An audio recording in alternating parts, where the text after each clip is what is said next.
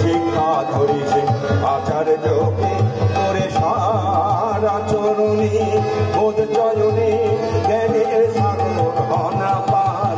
দীক্ষা নিয়ে শিক্ষা ধরিছে আচার্যকে করে সারা চরণী বোধ চয়নে জ্ঞানের সাগর অনাপার। হাতে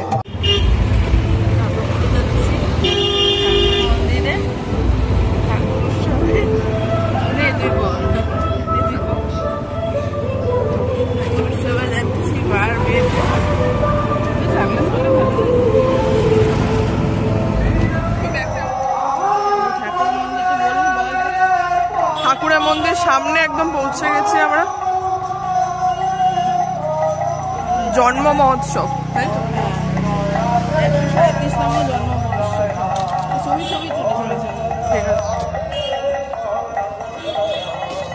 আজকে ওয়েদারটাও ভালো লাগছে, ভালো আসছে।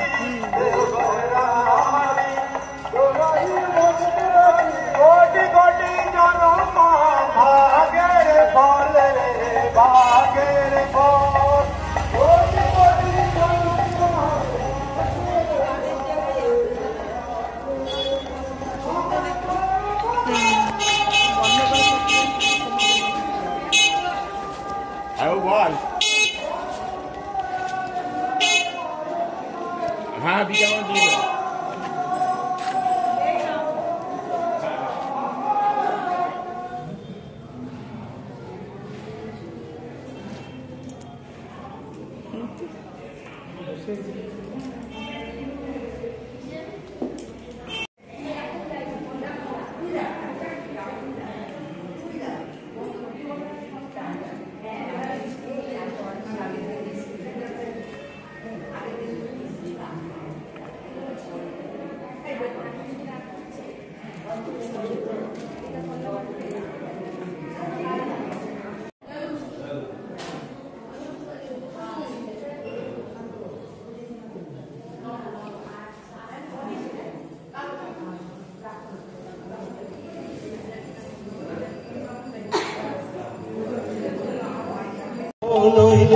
শ্রেষ্ঠ স্বভাব হয় না।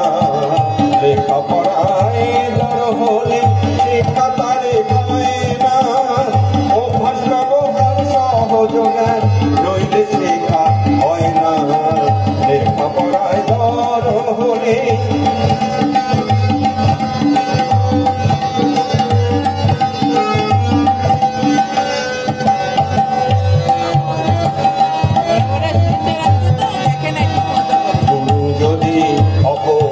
করেন আরে শিষ্যের মান দারুণ পীড়ন অশ্রনায় হয় জ্ঞানে অধিযান। গুরু যদি অপমান করেন আরে শিষ্যের মান দারুণ পীড়ন অশ্রনায় হয় জ্ঞানে অধিযান। ধমক পায়নি কোনো লাঞ্ছনা, ভুল করে দেখায়নি ধমক পায়নি কোনো লাঞ্ছনা। ভুল তাহারে ভুলিয়ে নিয়ে করে জ্ঞানে বঞ্চনা। ভুল করে পায়নি ধমক পায়নি কোনো লাঞ্ছনা। ভুল তাহারে ভুলিয়ে নিয়ে করে জ্ঞানে বঞ্চনা। অনুকম্পায় বোধের বাহন বধিয়ানে জানা। অনুকম্পায় বোধের বাহন বধিয়ানে জানা। এমন আবেগ নাই যেখানে জ্ঞান শেখায় জানা। অনুকম্পায় বোধের বাহন বধিয়ানে জানা। এমন আবেগ নাই যেখানে জ্ঞান শেখানে কানা। শিক্ষা তারে কয় না, অভ্যাস ব্যবহার সহজ জ্ঞান নইলে শেখা হয় না। লেখাপড়ায় দর হলেই লেখাপড়ায় দর হলেই লেখাপড়ায় দর হলেই শিক্ষা তারে কয় না। অপূর্ব সঙ্গীত নিবেদনের জন্য শ্রী শ্রী আচার্যদেব একটি আইনের সংগঠন বা আইনের একটি বিভাগ তৈরি করেছেন আমাদের সৎসঙ্গের মধ্যে, এবং তিনি নাম দিয়েছেন বিধিবিধক।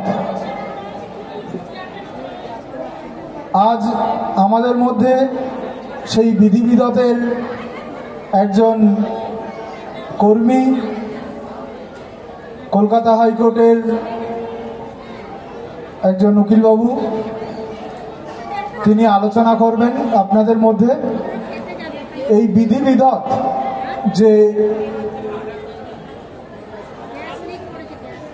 আচার্যদেবের যে সৃষ্টি করা একটি সংগঠন, সেই সংগঠনের সমাজের প্রতি দায়বদ্ধতা এবং আইনের প্রতি আমাদের যে সংবিধান বা দেশীয় যে আইন, সেই আইনের সাথে ঠাকুরের যে কথা, সেই কথার মধ্যে যে সাদৃশ্যতা, সে বিষয়েই আলোচনা করবেন আমাদের আইনজীবী সৌমিতা দত্ত ম্যাম।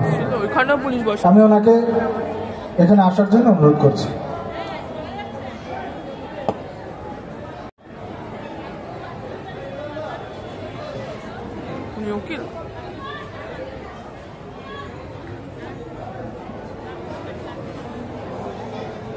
জয়গুরু।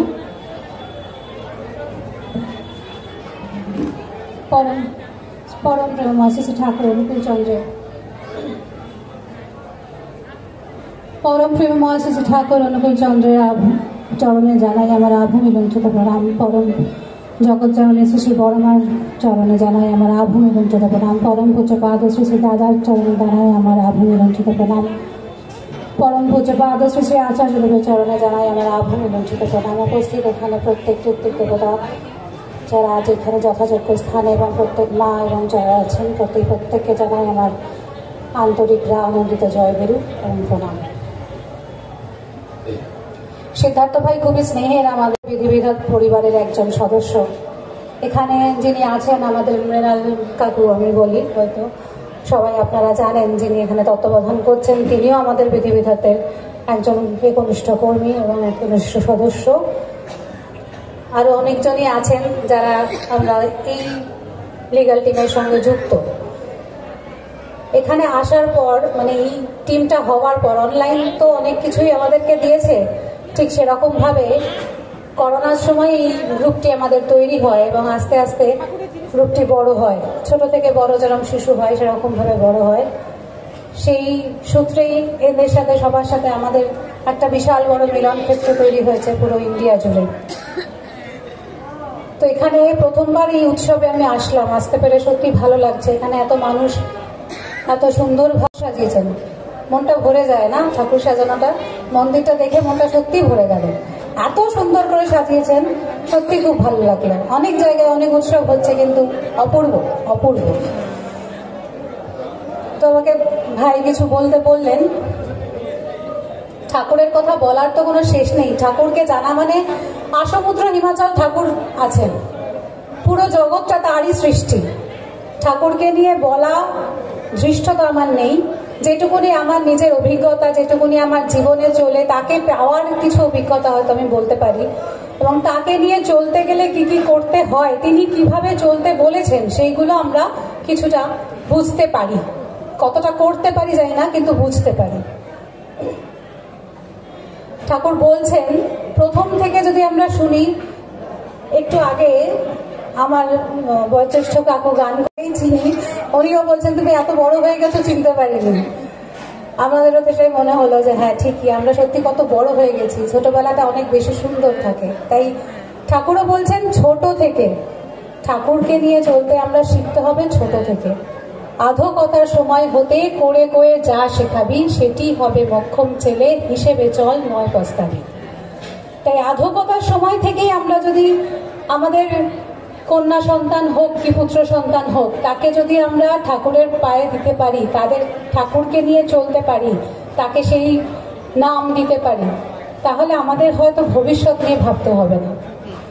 আজকে এত বাচ্চা এসেছে, প্রত্যেকটি বাচ্চা বোধহয় পারফর্মও করেছে, আমি একটু দেরিতে ঢুকেছি, কিন্তু প্রত্যেকের সাজ পোশাক দেখে মনে হচ্ছে যে কি সুন্দর তারা আনন্দ করছে প্রত্যেককে।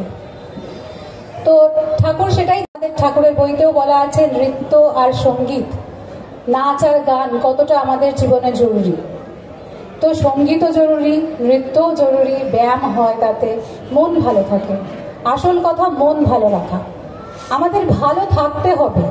ঠাকুর চেয়েছেন আমরা সবাই আনন্দ করি, তাই আমাদের এই উৎসবের মানে যদি আনন্দ হয়, সেই আনন্দটা অবশ্যই হবে। এখানে প্রত্যেকটি মা আমি দেখছিলাম যখন যুব সম্মেলন হচ্ছে, যখন কীর্তন হচ্ছে, খুব সুন্দরভাবে প্রাণ খুলে নাচছেন, গাইছেন, খুব ভালো লাগছিল।